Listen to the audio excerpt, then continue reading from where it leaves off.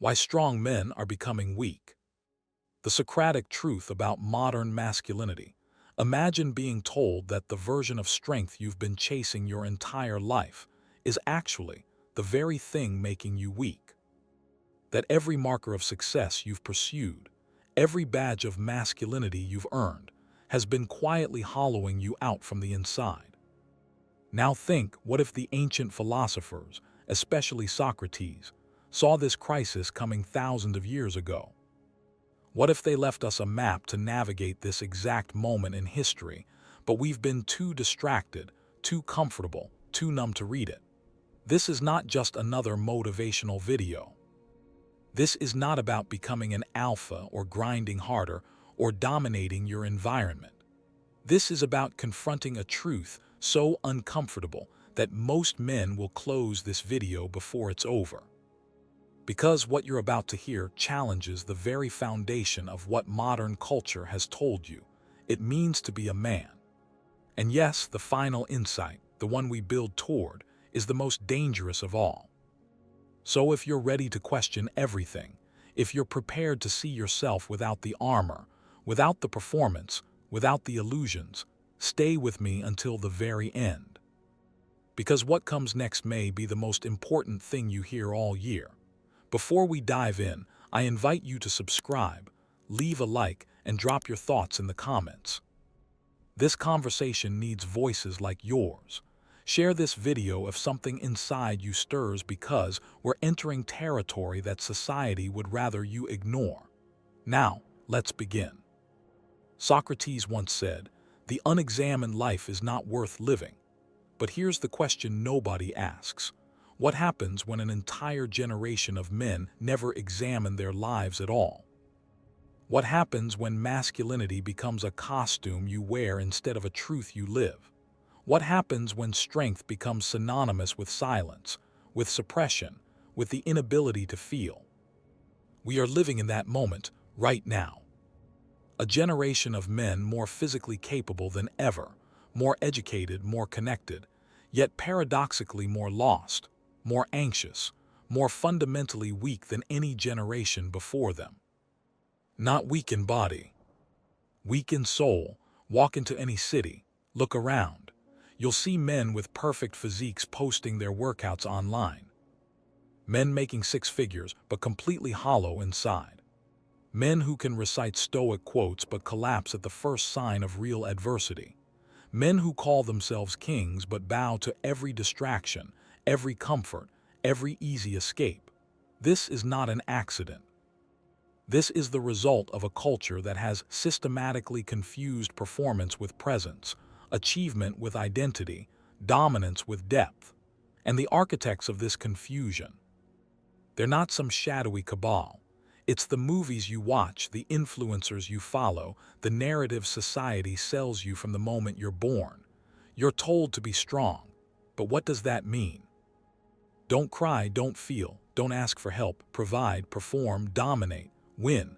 These aren't principles of strength, they're strategies of avoidance.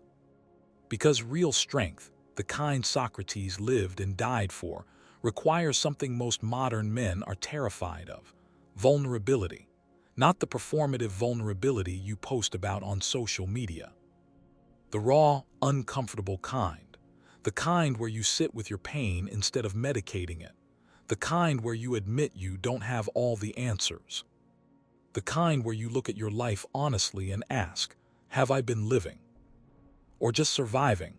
Carl Jung understood this deeply.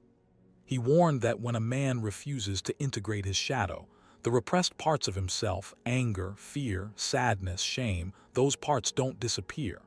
They grow in the dark. They control him from behind the scenes. They turn him into a puppet of his own unconscious, and that's exactly what's happening to men today. They think they're free, but they're following scripts written by trauma, by expectation, by fear. They think they're strong, but they're rigid, brittle, one crisis away from breaking. Because strength without flexibility is not strength. It's fragility disguised as power. Think about it. How many men do you know who project confidence but can't handle criticism? Who talk about discipline but are slaves to their vices? who preach about loyalty but abandon themselves first. That's not masculinity. That's a performance. And performances always end. Nietzsche said, "He who has a why to live can bear almost any how." But most men today don't have a why. They have distractions. They have routines. They have goals handed to them by society. Get the degree, get the job, get the house, get the woman, check the boxes. But none of it means anything if you never stop to ask, why am I doing this? Is this my life or the one I was told to live? And here's where it gets even more uncomfortable. Many men are waking up to this. They feel it, the emptiness, the quiet desperation. But instead of facing it, they double down. They work harder. They chase more success. They build bigger walls, because if they stop even for a moment, they'll have to feel what's underneath. And what's underneath is terrifying. It's grief. It's loneliness. It's the realization that they've spent years becoming someone they don't even recognize. Someone who fits in but doesn't belong. Someone who's strong on the outside but crumbling on the inside. And this is the tragedy of modern masculinity. Not that men are weak, but that they've been taught to hide their strength behind a mask of toughness. Real strength is not the absence of fear. It's moving through it. Real strength is not the refusal to cry. It's allowing yourself to feel and not be destroyed by it. Real strength is not control. It's presence. The ability to be here fully, even when it's uncomfortable. Socrates understood this. He didn't just teach philosophy, he lived it. He questioned everything. He made people uncomfortable. He refused to pretend. And because of that, they killed him, not because he was wrong, but because he was too right, too awake, too threatening to a society that preferred comfort over truth. And that's the choice you face right now. You can keep performing, keep chasing validation, keep building a life that looks good but feels empty. Or you can do what Socrates did, strip away the illusions, face the questions you've been avoiding, and step into a version of yourself that's not strong because he's invincible, but because he's real. Stay with me, because in the next part we're going deeper.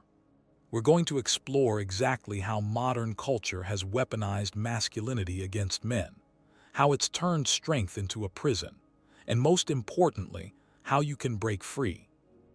But I'm warning you, what comes next is the part most men will deny. And that's exactly why you need to hear it. Let's talk about something nobody wants to admit. Modern masculinity is not about making men strong. It's about making them useful. Useful to corporations. Useful to systems. Useful to a culture that profits from your exhaustion, your insecurity, your constant need to prove yourself. Think about it, you're told to work hard. Why? So you can buy things. You don't need to impress people you don't like. You're told to lift weights, optimize your body, maximize your potential. Why? So you can post it online and get validation from strangers. You're told to be dominant, to be alpha, to never show weakness. Why? So you can perform a version of masculinity that keeps you isolated, afraid, and always competing. This is not strength. This is slavery dressed up in gym clothes and motivational quotes. Socrates would have seen through this immediately.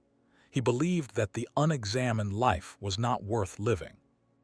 But the modern world has built an entire industry around keeping you too distracted to examine anything, too busy grinding to ask why you're grinding, too focused on the next goal to wonder if the goal even matters. And the worst part, men are collaborating in their own imprisonment, because it feels safer to follow the script than to write your own. It feels easier to chase what everyone else is chasing than to stop and ask, what do I actually want? But here's the uncomfortable truth. What you want has probably been shaped by wounds you never healed, by a father who was absent or harsh, by a culture that taught you your worth is tied to your productivity, by a world that made you believe being vulnerable is the same as being weak. Carl Jung called this the shadow, the parts of yourself you refuse to see, the anger you suppress, the sadness you ignore. the fear you deny.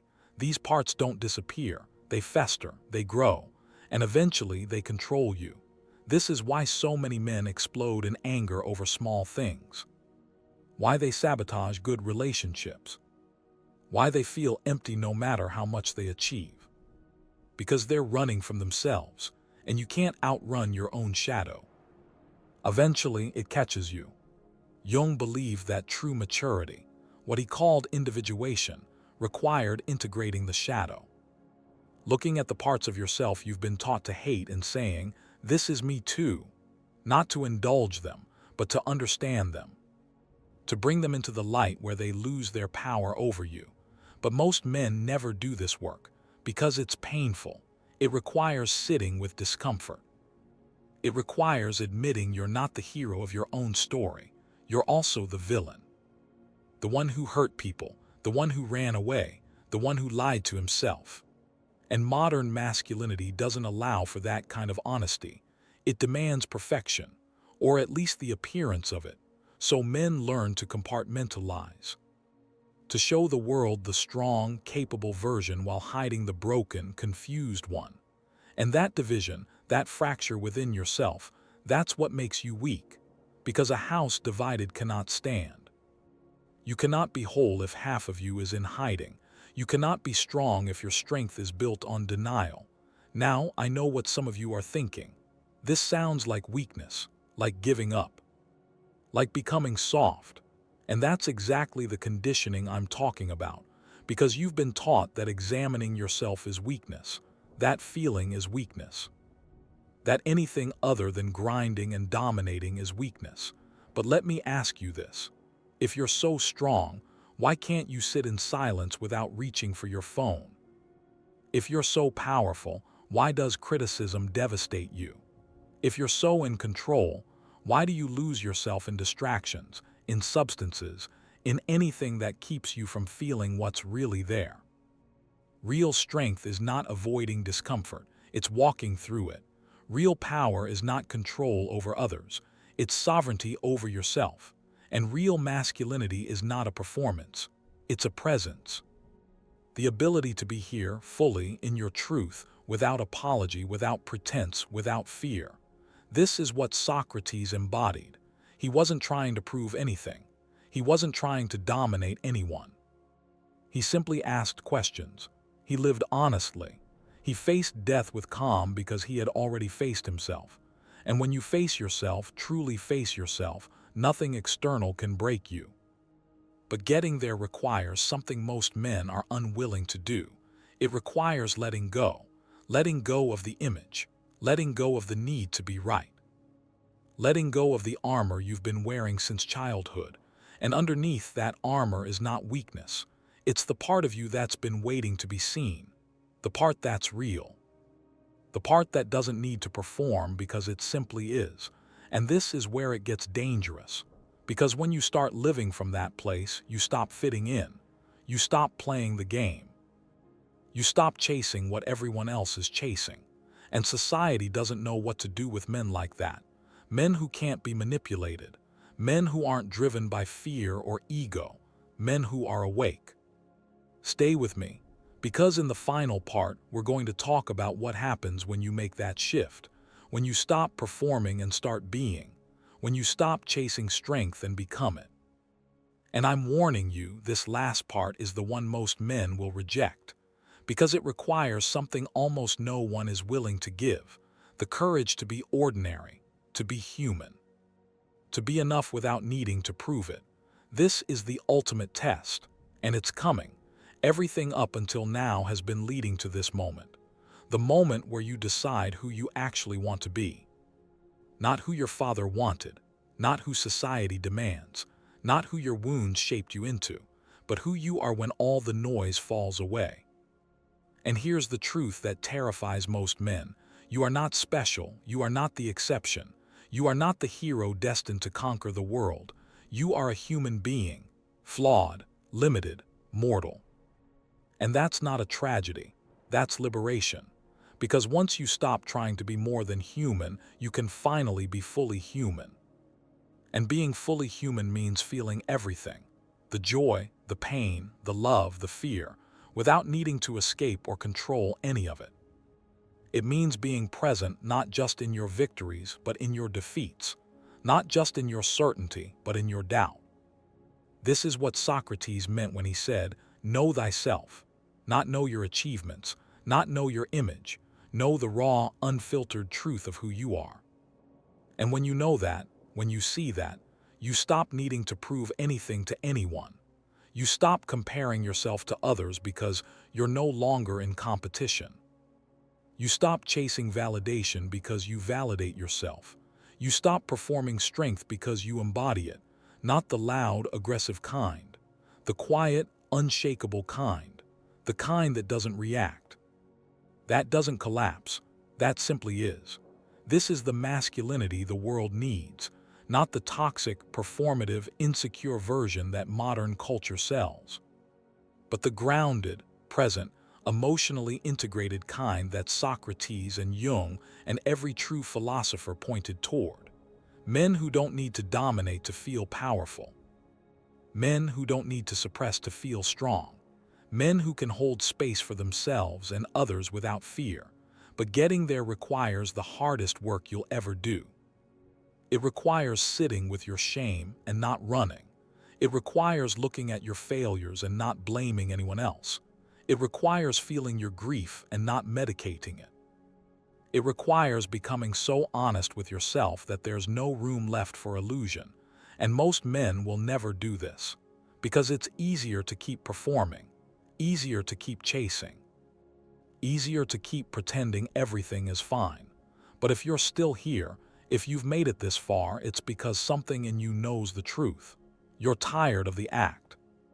You're tired of the emptiness. You're ready for something real. So here's my question to you, not a rhetorical one, a real one. Who are you when no one is watching?